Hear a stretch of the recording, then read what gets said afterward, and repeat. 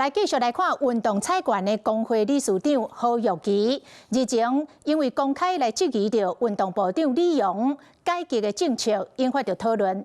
侯玉琪今仔日突然間發表着道歉的聲明，而且來宣布講正式退出着運動彩券經營的行列。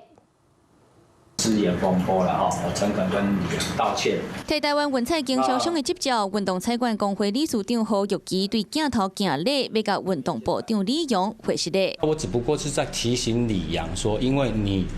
是奧運金牌光環，你底下的可能因為你的光環，可能現在在做事比較高冷，可能態度有些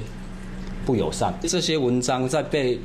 媒體轉載以後，哇！我就被網友炎上了，並且嘛拋出感謝狀，否認家己發聲是為着自身利益，強調家己嘛是改革者。因為正前侯玉琪佇咧社群平台評論，運動部的改革將來唔是離婚法，是咧改變制度的同時，嘛提出會當互社會接受的替代方案。所好網友批評講，加做彩券制度的既得利益者，所顛倒來檢討李揚。佢當講今仔日一透早態度大轉變，用工會名義發表落長的聲明，除了甲李揚誠心回實禮，嘛宣布佇咧9月初1會照相關的規定，甲經銷商的執照交回，正式退出運動彩券的經營。我只要去講到有關於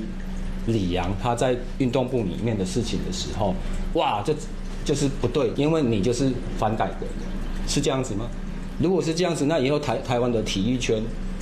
就不用再討論了。這個體育圈恐驚正做專制，不過針對侯玉琪的講法，運動部表示無回應。那國民黨立委是來到講話。李揚部長，我們對於這個金牌部長當然有所期待。然後有人反對他，或者說有人認為跟他不同的意見，而被網友出征。工會的理事長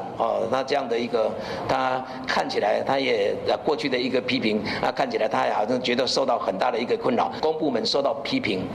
這是司空見慣，不足的地方就虛心接受，這樣就可以了。金牌國手李揚擔起體育改革的任務，不過新制度敢會當順利，正做核心的焦點。